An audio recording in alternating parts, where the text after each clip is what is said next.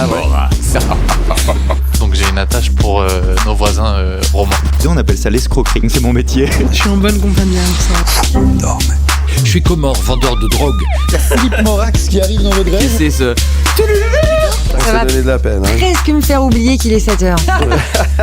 L'invité du matin. Le 3 mars prochain, les Suisses se prononceront sur l'initiative visant à instaurer une 13e rente AVS, une mesure qui attire un vif intérêt de la part de la population.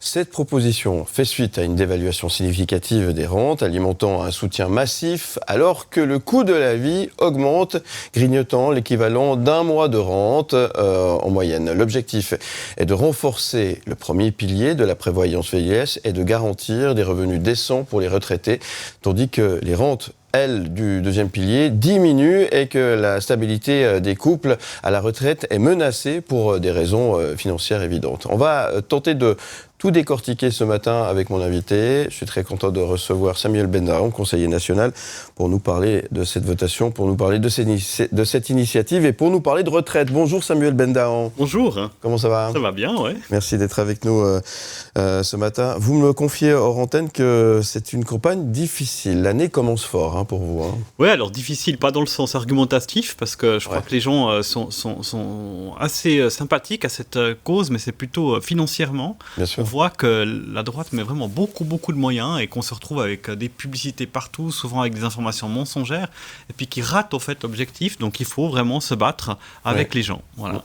Et c'est un sujet qui nous concerne tous, qui fait débat. Tout le monde en parle en ce moment, tout le monde parle de l'AVS. Il n'y a pas une discussion où ce sujet ne rentre pas dans la discussion, justement. On a reçu, il y a 2 semaines de ça, Pierre-Yves Maillard. Je propose de revenir sur un des sujets qu'il a évoqués.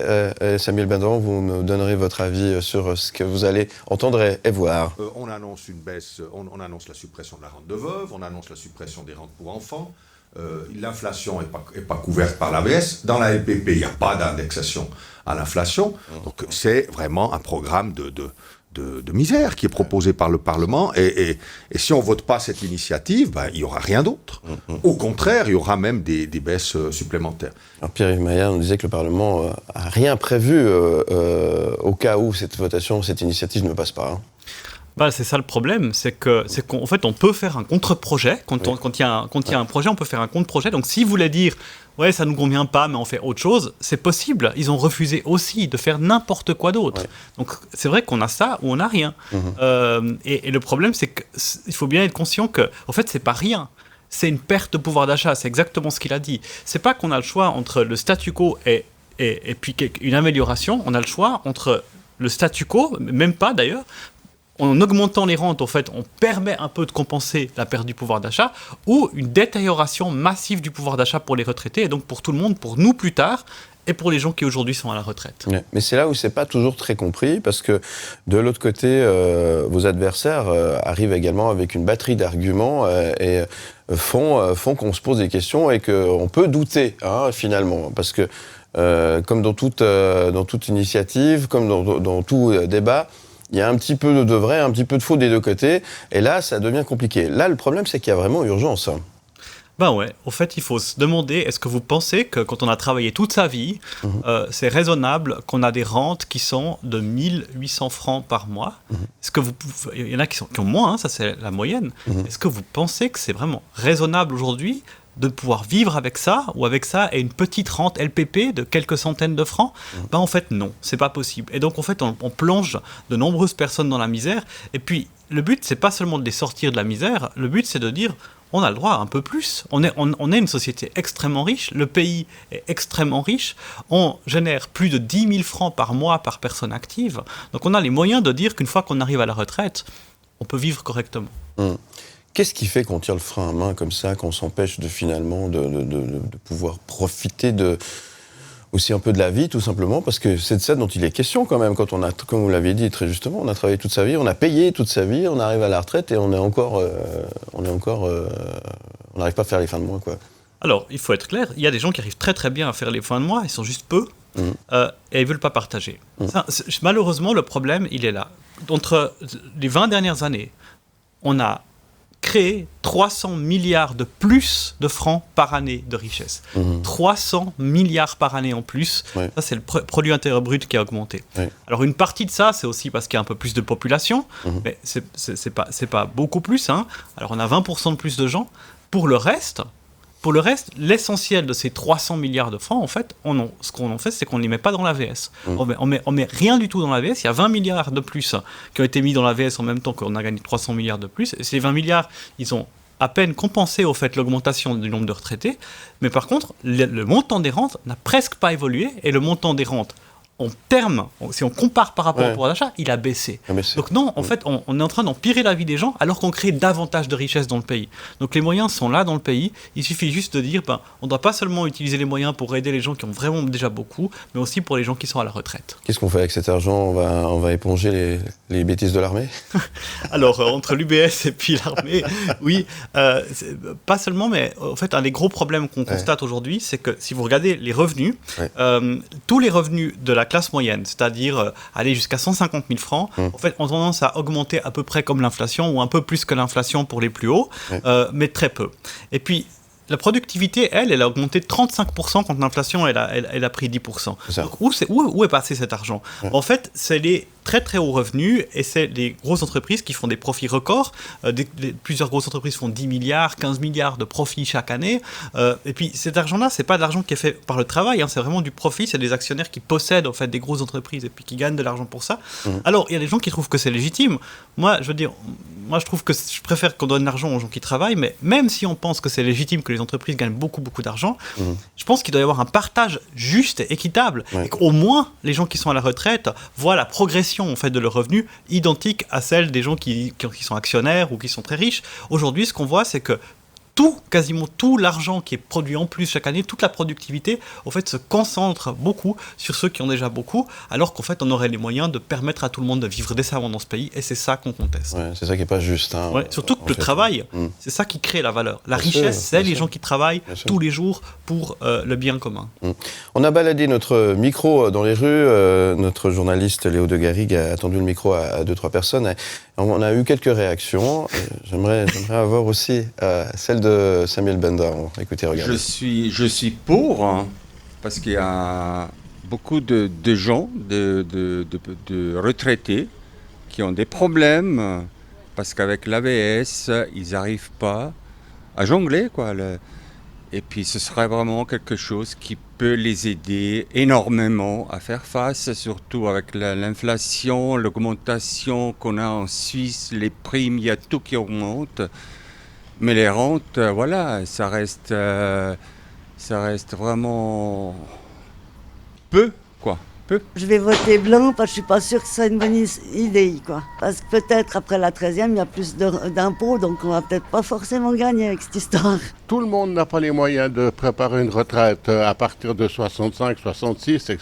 Heureusement, moi j'ai eu la chance de le faire, mais à ce rythme-là, je tiens pas encore avec mon ABS que je touche et puis mon petit, retraite là qu'on a avec le deuxième pilier que je vais aller loin. À un moment donné, c'est pas uniquement les gens du Conseil fédéral ou les partis qui sont à l'aise, mais ils devraient penser à pas seulement de personnes âgées, des retraités, des familles recomposées, etc., qui puissent quand même, avoir une petite aide pour essayer de compenser un petit peu toutes les hausses qu'on subit.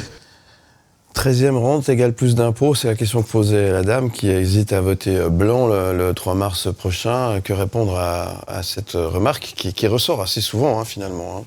Bon, alors moi, je ne sais pas quelle est la situation des gens qui parlent, mais il y a une chose qui est très claire, c'est que pour la grande majorité, et je pense pour ces personnes-là, au fait, on y gagne largement avec une 13e rente. Pourquoi ? Parce que l'AVS est un système extrêmement solidaire, qui fait que tout le monde contribue en fonction de ses moyens. Et donc, pour la plupart des gens, en fait, ce qu'on doit payer comme cotisation sociale, ce fameux 0,4%, donc quelques, 10, 20 francs, en fait, payer 10, 20 francs pour gagner après... En gros, une 13e rente de 1800 francs, en fait, ça vaut largement la peine. Et ceux qui payent plus que ce qu'ils gagnent, en fait, c'est ceux qui sont contre, c'est-à-dire les milliardaires, les millionnaires, ceux qui ont vraiment des très très hauts salaires. Eux, ils payent un peu plus, parce qu'ils ont des très très gros salaires et ils ont les moyens, et c'est ce que veut l'AVS. Donc, il faut être très clair. pour la grande majorité des gens, et surtout les gens qui ont vraiment besoin de cette rente-là, ce qu'ils devraient payer si on doit augmenter les cotisations d'ici une dizaine d'années, en fait, sera largement inférieur à ce qui bénéficie. Et c'est ça le miracle et la beauté des systèmes comme l'AVS et les assurances sociales, c'est que ça permet un tout petit peu, dans une société qui est quand même très inégale en termes de répartition des richesses, ça permet un petit peu de dire merci à toutes les personnes qui sont engagées pour que ce pays puisse produire ses richesses. Que dire ça aussi, c'est un discours qu'on entend de plus en plus, des personnes retraitées qui pourraient divorcer pour pouvoir s'en sortir, et divorcer en toute amitié, comme on dit, pour pouvoir continuer à vivre décemment. On est quand même dans un truc où on déconne complètement. Enfin, excusez-moi du terme. Non, mais c'est absolument vrai. Ouais. Ça a très peu de sens. D'ailleurs, que l'État se mêle entre guillemets notre vie privée. On devrait pouvoir se marier, divorcer, faire ce qu'on veut, entre guillemets, ou ce qu'on doit, sans que ça change quelque chose par rapport à notre situation financière. Ouais. Ça, c'est vraiment totalement absurde. On s'est toujours engagé contre. Aussi, l'imposition est différente. Et c'est pas vrai que pour les retraités. C'est vrai aussi pour les gens qui se marient et qui payent pas les mêmes impôts. On s'engage pour l'imposition individuelle. Maintenant, le problème, c'est qu'aujourd'hui, il y a vraiment ce projet qui est sur la table. Enfin, discuter de ces questions-là, c'est vraiment important, il faut le faire, et puis ça prendra encore 5-10 ans jusqu'à ce que quelque chose évolue.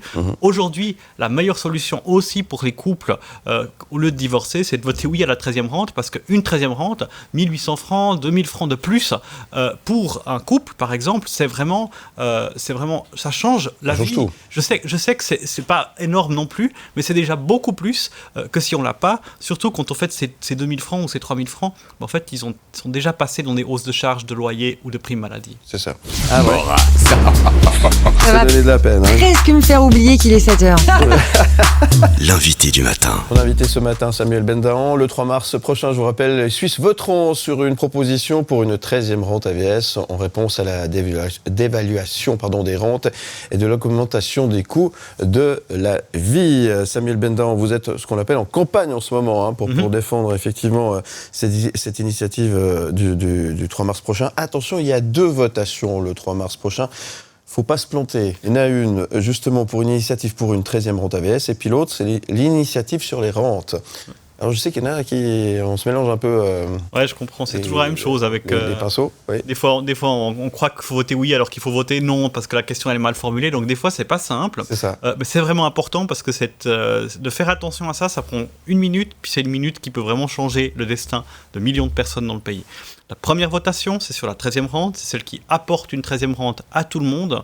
Donc évidemment, je défends le oui à ça. La deuxième votation n'a rien à voir avec ça, même si je crois elle s'appelle Initiative sur les rentes. C'est une initiative qui a pour objectif en réalité d'augmenter l'âge de la retraite et d'empêcher des votations populaires lors de ces augmentations de l'âge de la retraite. Donc ça augmente d'1 an l'âge de la retraite de tout le monde. Puis après, ça peut augmenter automatiquement l'âge de la retraite en fonction de paramètres calculés. Et ça sans votation populaire. Donc ça, c'est la deuxième initiative. Et puis ça, évidemment, généralement, les gens qui pensent qu'il faut une 13e rente votent non à celle-ci parce que, en fait, ça sert absolument à rien d'empirer encore la condition des retraités s'il n'y a pas de nouveaux emplois qui sont créés. Durant cette période, c'est compliqué parce que vous devez répéter souvent les mêmes choses. C'est très pédagogique, finalement, cette période de campagne en quelque sorte. Ouais, alors bon, pour être honnête, j'ai l'habitude des votations pédagogiques, c'est souvent engagé sur les sujets fiscaux, et puis c'est des sujets qui sont toujours très compliqués à expliquer. Mais vous savez, ça c'est quand même quelque chose qui me plaît beaucoup dans ce pays, c'est qu'ayant fait les 3 dernières votations fiscales où j'ai dû beaucoup aller aussi expliquer les thèmes, j'ai remarqué que les gens quand même s'y intéressent. Et puis, bien sûr, il faut faire un effort de pédagogie, mais en fait, on arrive à expliquer des choses complexes et les gens arrivent à comprendre des sujets complexes. Et ça, c'est une merveille de notre pays. Et l'AVS, en fait, en réalité, quelque part, c'est pas aussi complexe que ça. Bien sûr qu'il y a des choses complexes dans l'AVS, mais il y a une question très simple. La Constitution dit qu'on doit pouvoir vivre décemment avec l'AVS. Et la question qu'on pose aujourd'hui aux gens, c'est est-ce que oui ou non vous trouvez qu'avec les rentes qu'on a aujourd'hui, ça suffit ? Est-ce qu'avec ça, on vit décemment ? Puis je pense que c'est assez simple de voir que non, en fait. Mais évidemment, des fois, les sujets sont plus compliqués. Par exemple, comment financer l'AVS dans le futur ? C'est un sujet complexe. Et là aussi, on a des réponses. Et il faut donner des réponses pour que les gens soient rassurés et savent qu'ils ne mettent pas en danger les finances de l'AVS dans un pays qui a généré en 20 ans 300 milliards de plus chaque année. On a les moyens d'avoir une AVS bien plus élevée que celle d'aujourd'hui. On pourrait d'ailleurs, en réalité, on aurait les moyens d'augmenter encore davantage les rentes. même si aujourd'hui ce qu'on propose c'est un pas modeste. Ouais. C'est pour ça qu'on vous invite, c'est parce qu'on aime bien que vous expliquiez comme vous le faites si bien. Par contre, vous avez vos adversaires qui ne vous rendent pas la chose facile. Je vous propose juste d'écouter ce petit extrait. Monsieur le Conseil national, Nantermo, à vous entendre, j'ai le sentiment depuis des années que vous parlez de l'effet des finances publiques sur les finances publiques des assurances sociales. J'ai l'impression que vous vous trompez d'apocalypse. Mais ma question est la suivante. Comment ça se fait que vous dites que nous ne pouvons pas nous permettre ça, alors que le Liechtenstein, lui, peut se le permettre d'avoir une 13e rente AVS? Le Liechtenstein ont la 13e rente, ça fonctionne très bien. Des adversaires comme M. Nantermo qu'on va recevoir tout bientôt. C'est une bataille sans fin finalement au Parlement. Quand vous êtes comme ça en face, c'est pas évident. Vous arrivez avec des arguments des deux côtés qui sont compliqués à défendre. Ouais, c'est drôle, vous allez retrouver ces moments de débat, parce que c'est vrai que c'est des débats aussi qui sont importants quand on a l'occasion de discuter au Parlement. C'est vrai que le Liechtenstein n'est pas un pays qui est forcément plus avantagé que la Suisse dans l'absolu, donc s'ils peuvent se permettre, on peut se le permettre aussi. Mais c'est important d'avoir des débats en fait, et de pouvoir montrer quels sont les arguments, et de pouvoir dire au fait quel standard de vie on veut avoir. Quand on est un des pays les plus riches du monde comme le nôtre, qu'est-ce qu'on veut offrir, à quoi la population a droit. Monsieur Nantermo qui va venir nous trouver tout prochainement, on fait souvent cet exercice avec vous, Samuel Bendahan. Quelles questions vous auriez envie de lui poser aujourd'hui ? Moi, j'aimerais lui poser la question de la Constitution. La Constitution dit qu'on doit pouvoir vivre avec ces rentes, que ces rentes, elles ont un objectif constitutionnel d'être suffisantes. Est-ce que vous estimez qu'avec la perte de pouvoir d'achat de ces quelques dernières années, les centaines, les milliers de francs en plus que doivent payer les retraités, est-ce que vous estimez qu'il ne faut pas du coup adapter à ça, puisque les rentes n'ont presque pas été adaptées aux réelles hausses du coût de la vie des gens ? Merci Samuel Bendahan. Vous êtes inquiet là aujourd'hui on est quoi, à 2 semaines environ de la votation. Les sondages, qu'est-ce qu'ils disent ? C'est un peu mitigé ? Alors les sondages sont plutôt positifs parce que je crois que les gens fondamentalement sont favorables franchement, je pense que les gens sont très favorables à ça. Donc là, ce qui m'inquiète, c'est qu'évidemment, chaque fois qu'on a des gens qui sont favorables à une mesure, les adversaires viennent avec des discours vraiment terrifiants de peur, faire croire qu'on va ôter quelque chose alors qu'on veut donner quelque chose. Donc, ce qui fait peur, en fait, honnêtement, c'est très dur de contrer avec peu de moyens un message qui est asséné avec beaucoup de moyens. Mais on a l'habitude et on continuera à le faire. Et on se battra, on se lèvera tous les matins aussitôt qu'il faudra pour continuer à expliquer et à donner aux gens le pouvoir de décider eux-mêmes de leur destin. C'est aux gens de décider s'ils veulent avoir une rente AVS suffisante ou pas. Et ensuite, c'est notre responsabilité comme politique. S'ils disent oui, on veut une 13e rente, c'est notre responsabilité politique de dire voilà comment on va la financer, par exemple par une petite hausse des cotisations ou avec le fait qu'aujourd'hui, le fonds AVS gagne de l'argent chaque année. Je suis content de savoir que vous aimez vous lever le matin pour venir nous trouver et nous expliquer tout ça. Donc on vous accueillera toujours avec grand plaisir. Alors ça, c'est la bataille pour le 3 mars prochain. Puis il y en a une autre qui arrive juste pour le printemps prochain, c'est les primes assurances. Ça va enchaîner. Une autre votation, une autre... Bon, ça n'arrête jamais. Non, ça n'arrête jamais, mais c'est vrai que pendant la campagne électorale passée, on a asséné ces messages sur le pouvoir d'achat. Les hausses de primes, ça ne va plus. Vivre aujourd'hui à la retraite devient de plus en plus difficile. Donc c'est clair qu'il faut être cohérent. Et donc on a lancé ces textes, ces initiatives populaires pour donner la possibilité aux gens de protéger leur pouvoir d'achat. Les primes maladie, c'est vraiment une des charges qui ont le plus violemment augmenté pour la classe moyenne de ce pays. Bien sûr. Certains ont des aides, c'est vrai, mais beaucoup n'en ont pas. Et cette initiative vise à protéger au fait des gens qui aujourd'hui n'ont pas d'aide et puis qui tirent la langue et qui ne comprennent pas comment on peut, avec des métiers qualifiés, avec du travail tous les jours à 100%, comment on peut encore se dire qu'une fois qu'on a payé ses primes, on se retrouve à devoir compter chaque franc à la fin du mois. Donc oui, la question du pouvoir d'achat, elle n'est pas prête de s'arrêter. Même si on dit oui à la 13e rente, c'est clair qu'on a encore de nombreuses possibilités pour améliorer le pouvoir d'achat des Suisses. Je le répète, 300 milliards de plus générés en 20 ans chaque année. Avec cet argent-là, on aurait pu, si on avait mieux organisé la société, on aurait pu faire que tout le monde vive vraiment beaucoup mieux aujourd'hui qu'il y a 20 ans. Donc on va se revoir bientôt. Oui, avec plaisir. Pour parler de ça, évidemment. Merci beaucoup Samuel Bendahan d'être venu nous aider à éclairer notre lanterne sur ce sujet. Avant les votations, il faut voter parce que ça c'est important. Oui. Et au final, là je crois que vous êtes tous d'accord de tous les côtés pour la démocratie. Au final, c'est le peuple qui a toujours raison. Ça c'est important. Alors, le peuple n'a pas forcément raison, mais c'est lui qui décide. Donc qu'il ait raison ou qu'il ait tort, c'est lui qui commande. Et ça, c'est le respect de la démocratie. Ça, c'est une belle conclusion. Merci beaucoup Samuel Bendahan.